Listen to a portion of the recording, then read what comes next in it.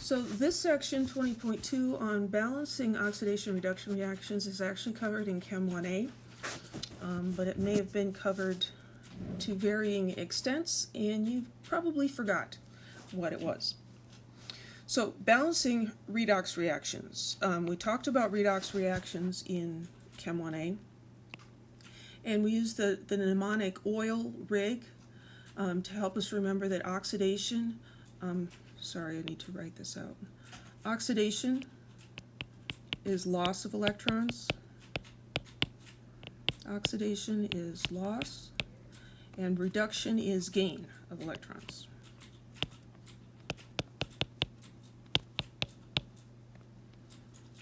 We don't see that, or at least I don't see the edits that you're making. If you. Okay, that's interesting. Okay, let's pause and figure that one out. Oh, okay, so I've got to write this again. Oxidation is loss, O-I-L. Reduction is gain.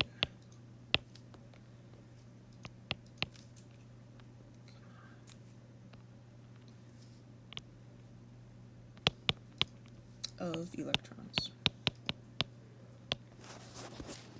So we can define it that way.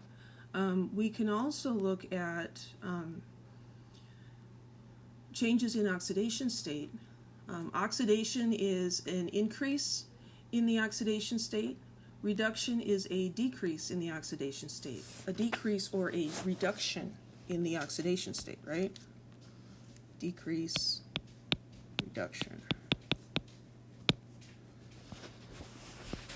So if we look at this chemical equation here, we have calcium, the element, as a solid reacting with water, and it's forming calcium hydroxide and hydrogen gas. If we look at oxidation states, they are often the same as ionic charges. Here, calcium has an oxidation state of 0, and over here, this is a calcium 2 plus ion, so it's going to have an oxidation state of +2. So we see that calcium goes from 0 to +2. We can also think of that as calcium is going from a neutral atom to an ion, and in order for that to happen, it has to lose electrons. So in this process, calcium has lost 2 electrons. So that's oxidation. Here, we'll review oxidation states in a minute, but the oxygen is a -2 and the hydrogens are each +1. And this undergoes a reduction, so we end up with hydrogen with a 0 oxidation state. So hydrogen has gone from a +1 oxidation state to 0, and so the hydrogen is being reduced. In an equation like this, not only does mass have to balance, the number of atoms of each element on each side, but we also need the charges to balance, and that can be kind of tricky. There's more than one way to balance these reactions, but what I'm going to teach you is called the half reaction method. And so here what we're going to do is we're going to break the equation into 2 half reactions, balance each of those separately, and then add them back together. So quick review of oxidation states, also a 1A topic.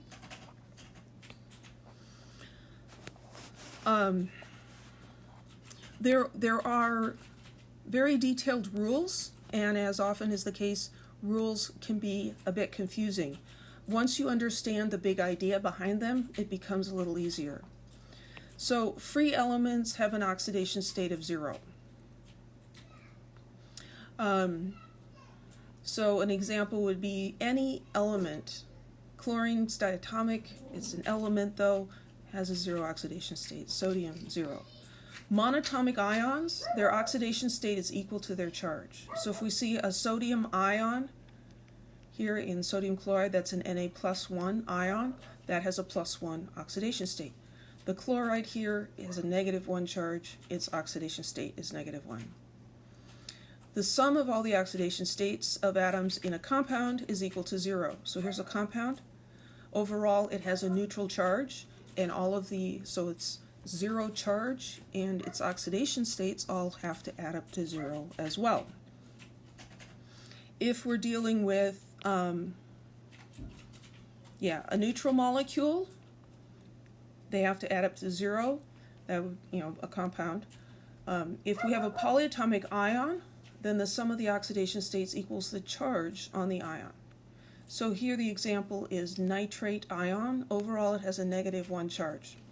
So if we look at the oxidation states of nitrogen and oxygen and add those up, we have +1 for the one nitrogen and 3 of the oxygens with -2 oxidation states, and so that gives us a total of -1. So far, oxidation states have been behaving very much like ionic charges. They are not ionic charges, they are a made-up idea, but they do act much like ion charges, so that can help you be able to tell what they are. So in their compounds, metals always have positive oxidation states, just like metals always make cations. The group 1 metals are always going to be a +1. Group 2 is always going to be a +2, and that's just like with their charges. Where it gets a little trickier and where oxidation states really become helpful is when we're talking about the nonmetals. So this is our set of rules for assigning oxidation states to nonmetals, because in an ionic compound you can look at, oh, well, there's these 2 ions and their oxidation states are the same as their charges and we're fine. But if we look at a compound, say like CO2, have a carbon and 2 oxygens, there are no ions in that. It's a molecular compound. So how do we decide what the oxidation states are? We have a set of rules. And these are rules that you should memorize, and it's actually not as bad as it seems, because what we do is we think about yummy Asian noodles, pho 765. So pho 765, and what I'm going to do is I'm just going to erase the end, the very tip of that P, and make it into an F. Okay, so pho 765. Here we've got pho, FHO 765. And this is just the order. Yeah. Yep, that's the dog. So that's the order. The oxidation states that these elements have are the same as the charge they would have if they were an ion. So when fluorine becomes an ion, it has a -1 charge. When hydrogen becomes an ion, it's got a +1 charge. Oxygen -2, group 7 -1, group 6 -2, group 5 -3. So we don't really need to memorize what these oxidation states are, because we already learned what charges those elements take when they become ions. So what this list really is just an order of who gets what they want. And so we always start at the top. If there's fluorine, fluorine gets to choose, and fluorine's always going to choose -1. Next, if there's hydrogen, hydrogen gets to choose. And then oxygen, then anything in group 7, anything in group 6, anything in group 5. And the number that they're going to choose is the same as the ionic charge they would have. So if we look at this carbon dioxide over here, we've got carbon and oxygen, and so we think pho 765. There's no fluorine, there's no hydrogen, so oxygen is the first one on the list that we have. So that means that each of these oxygens gets to choose its oxidation state, and the oxygen is choosing -2.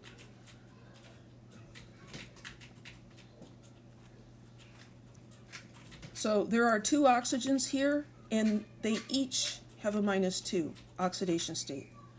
So here the oxidation state of the carbon plus the oxygen plus the other oxygen have to add up to the overall charge on this thing, which is 0. I'll make the 0 like that because it's kind of looking like the O's for the oxygen. So this is -2. and this one's minus 2. And this adds up to 0. So what does the carbon have to be? +4. It has to be plus 4. So we have 4 minus 2 equals 0. So in this compound, the oxygens each have an oxidation state of minus 2, and the carbon has an oxidation state of plus 4. So that's different than an ionic charge, right? Because carbon doesn't have an ionic charge in this compound. Oxygen doesn't either. But this is just a man-made numbering system that helps us to predict oxidation and reduction. Any questions about oxidation states?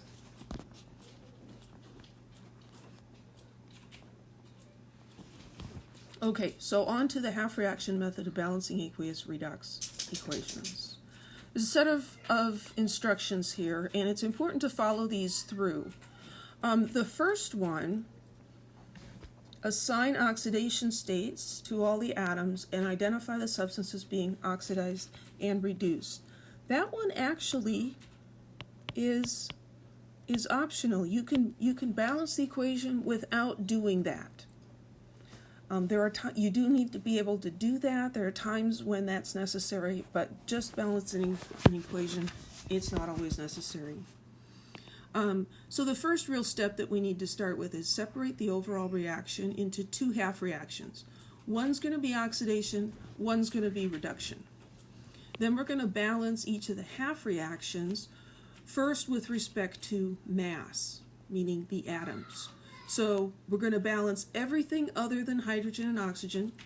Then we're going to balance oxygen by adding water wherever it's needed. And then we're going to balance the hydrogen by adding hydrogen ions.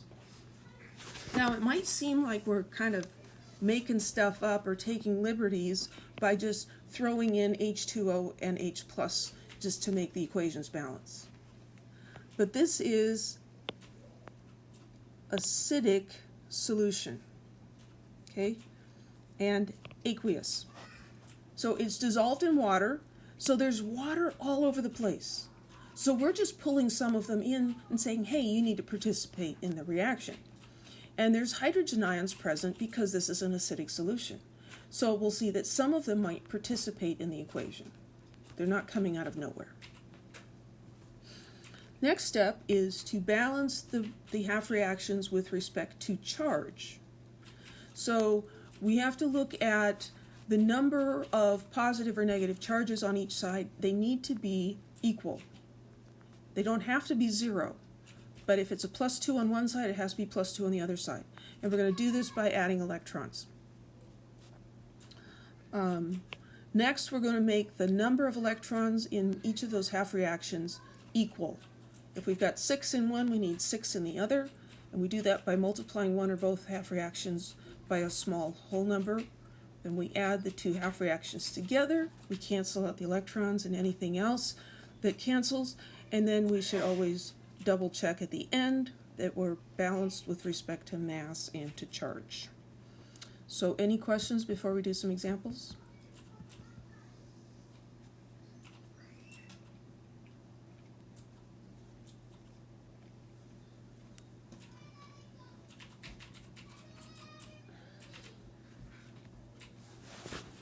Okay, so let's do this one. And I've made a short list over here of the steps. So we're supposed to balance this redox reaction in acidic solution. So we could assign oxidation states, but we're kind of in a hurry, so I'm not going to do that. So I'm going to separate this into two different reactions. I like to start with the first compound or ion or element that I come to.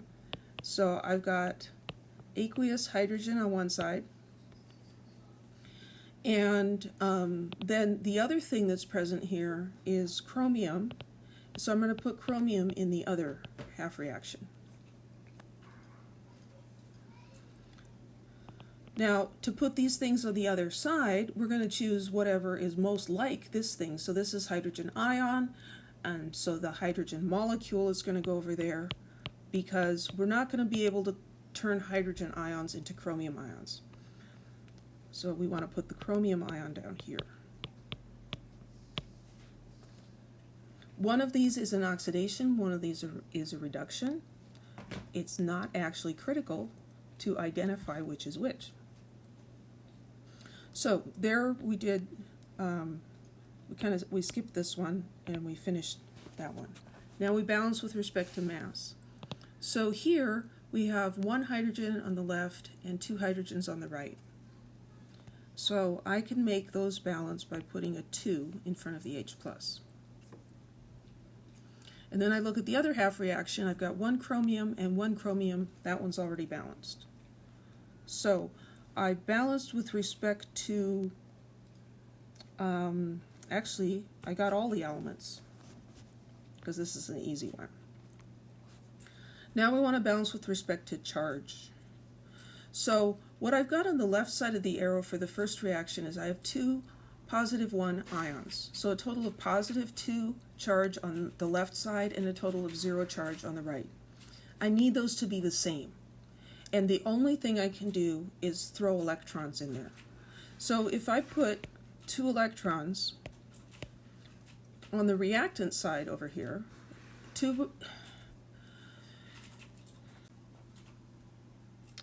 so that's the one we just did. Let's do this one. Here we've got copper metal and nitrate ion.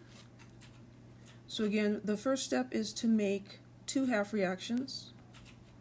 So the first one is, the copper on the left and copper ion on the right. And then nitrate ion on the left and NO2 on the right.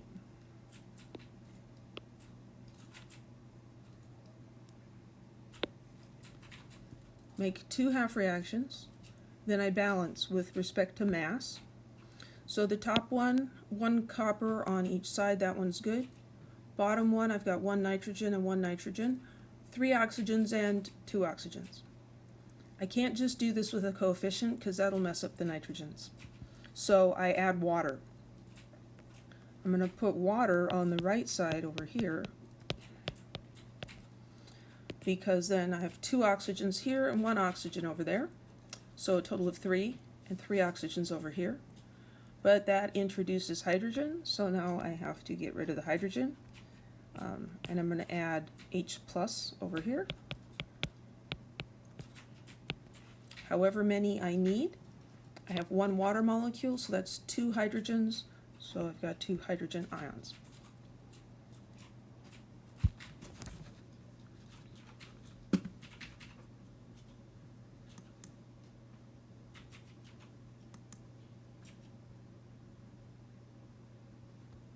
Great.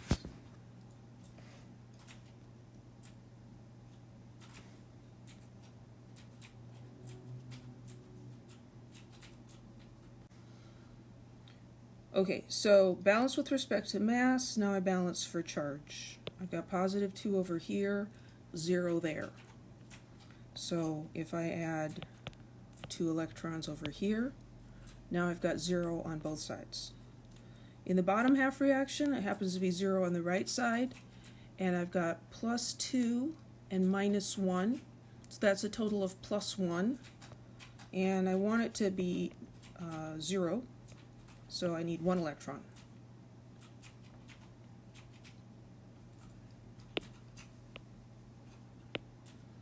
So balance with respect to mass and charge, but I need the number of electrons to be equal. I've got 2 electrons up here, and I only have 1 down here. So that tells me I need to multiply the bottom half reaction by 2. So put a 2 here, change that to a 4. This becomes a 2, and a 2, and a 2. This is why I kind of leave spaces here, because I know I'm probably going to have to write something in there. So now we're going to add the 2 equations together. So the 2 electrons are going to cancel out, and I'm going to write the other things down. I'm not seeing anything else that looks like it's going to cancel out.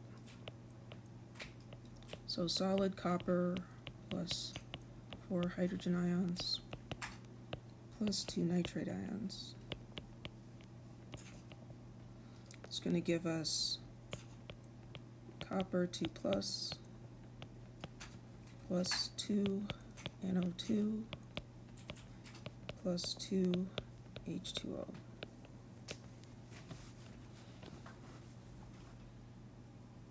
Any questions?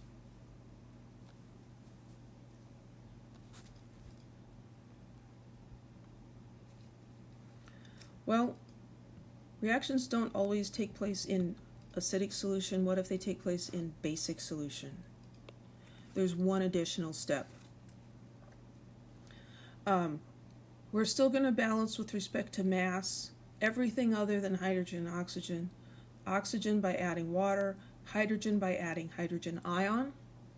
But because this is a basic solution now, we can't have hydrogen ions showing up in our equation, so we're going to add enough hydroxide so that we neutralize all the hydrogen ions. And what I've started doing is doing this one last. Do this last of all. It seems to be a little easier that way. So let's do this one in basic solution. Again, 2 half reactions. So I have I minus and I2. I have permanganate ion, and I have MnO2. So with respect to mass in the top one, 2 iodines, and I need a second iodine over there. So that's balanced. Down here I've got 1 manganese and 1 manganese, 2 oxygens and 4 oxygens. So to balance oxygens, I'm going to use water. So I need 2 water molecules. Now I've introduced 4 hydrogen atoms over there. So I'm going to balance that with 4 hydrogen ions over here.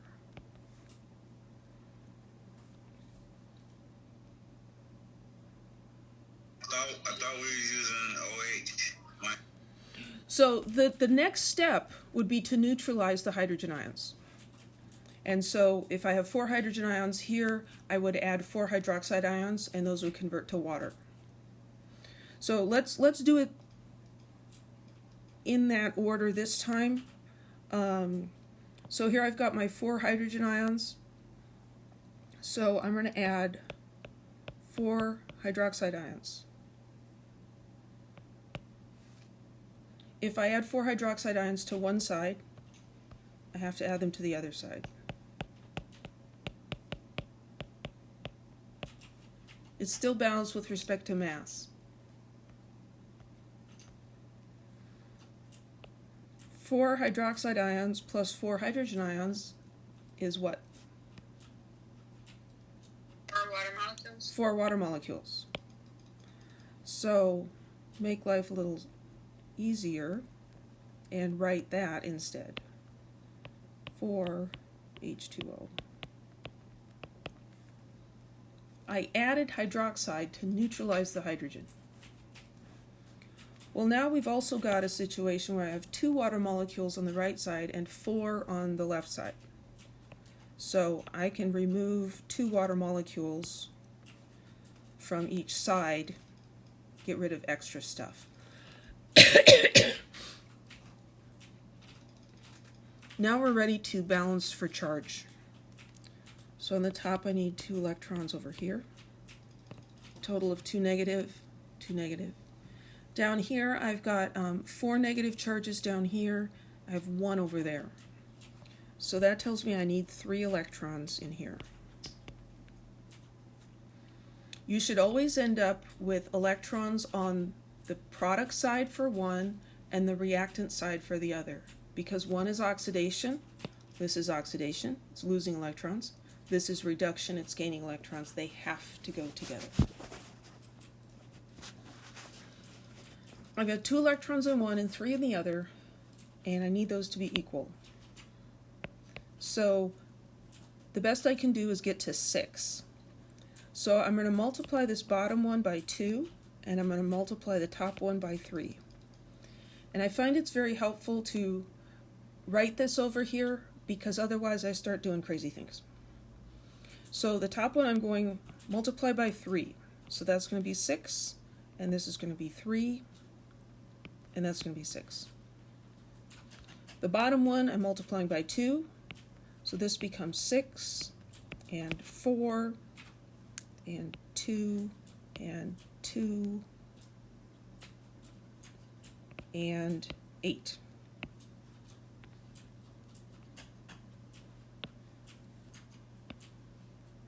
So now I can add these together, and my 6 electrons on the one side and 6 electrons on the other side cancel out.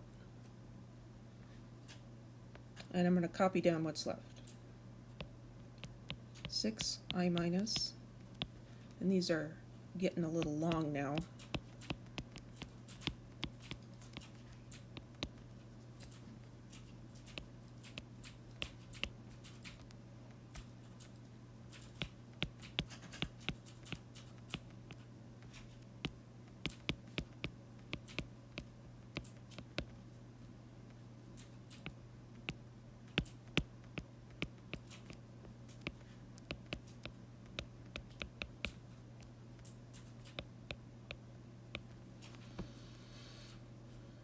And then I should go through and check that.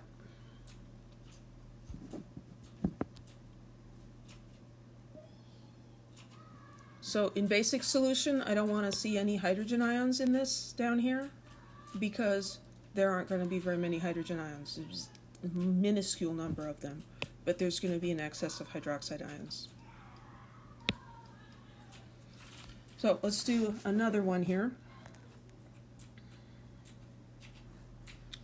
So again, make 2 half reactions. So one of these things has chlorine and one has chromium. So I'm going to do the chlorine thing on top. So the hypochlorite ion is being changed into chloride ion. And then I've got this complex ion here.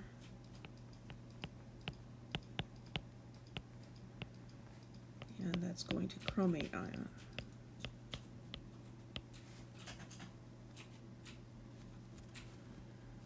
So first I balance for mass. 1 chlorine, 1 chlorine.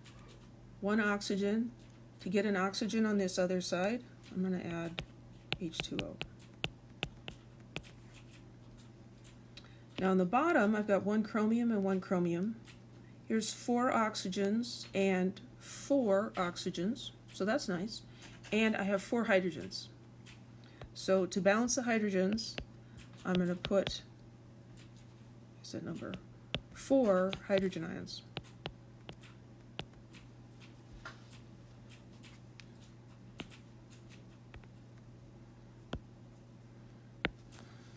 Now on this one, I'm not going to neutralize those hydrogen ions till I get to the very end. Because I think it ends up being simpler. So next I balance for charge. Mrs. K, would you still balance the hydrogens for the chlorine and the chloride? Yes, thank you, because I was looking at that and like, it's -1 on both sides. That's not going to work because I forgot the hydrogens. Thank you. So I need 2 H pluses over here. So now my atoms are balanced. Thank you for catching that. So I've got +2 and -1, so a total of +1 over here. And I've got -1 over there. So I need to add, what, 3 electrons? 3 plus 2.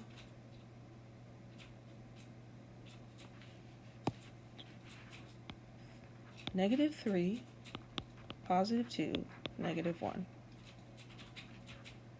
That's giving me -2, which is not what I wanted.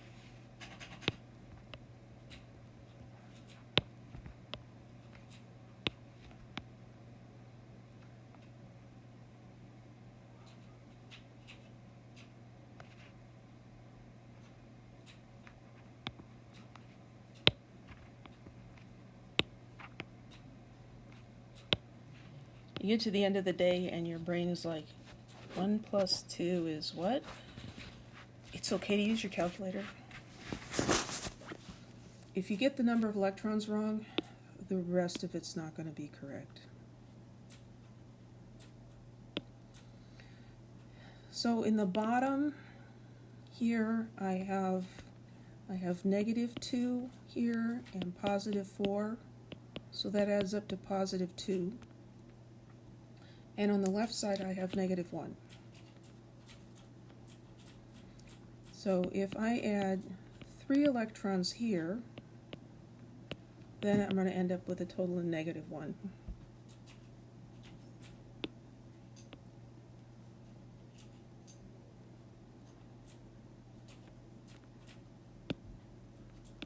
Balanced for mass, balanced for charge. Now I need same number of electrons. So I have 2 electrons on the first half reaction and 3 on the second. So I'm going to multiply this one by 3 and I'm going to multiply this one by 2. So this 2 becomes a 6. This becomes a 6. This has a 3 and a 3 and a 3. 2, 2, 8, and 6.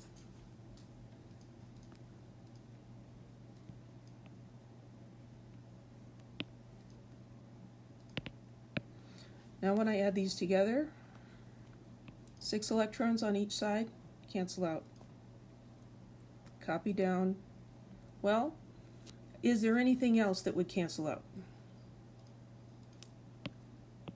I've got 6 hydrogens on this side and 8 hydrogens on that side.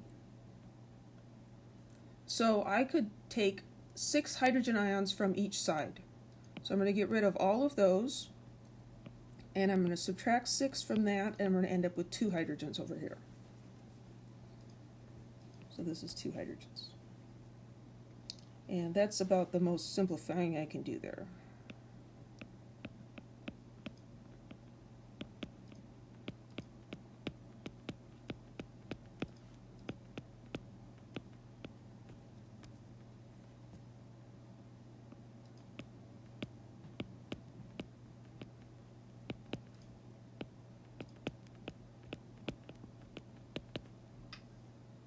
And now we're seriously running out of space.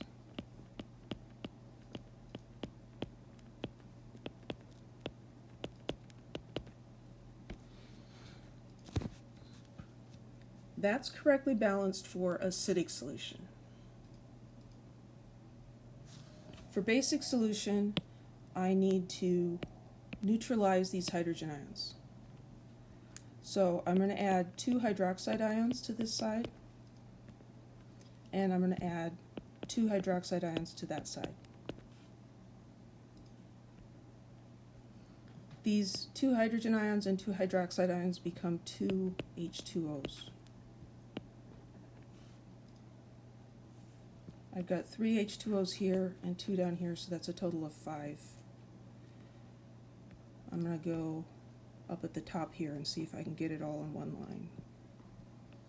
3 ClO minus plus 2 CrOH 4 minus aqueous plus 2 hydroxide.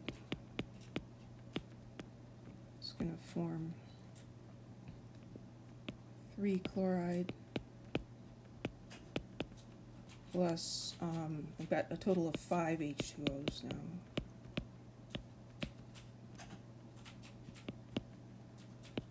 Two CrO4, 2 minus. Phew. And then you should go double check that. Any questions? Do we cancel out? Oh, never mind. Right. So we can add the hydroxides in when we're first balancing these for mass, when we first see those hydrogen ions. That's what I did in the previous example. Or we can do them at the very end. You can use either one. Do whatever makes sense to you.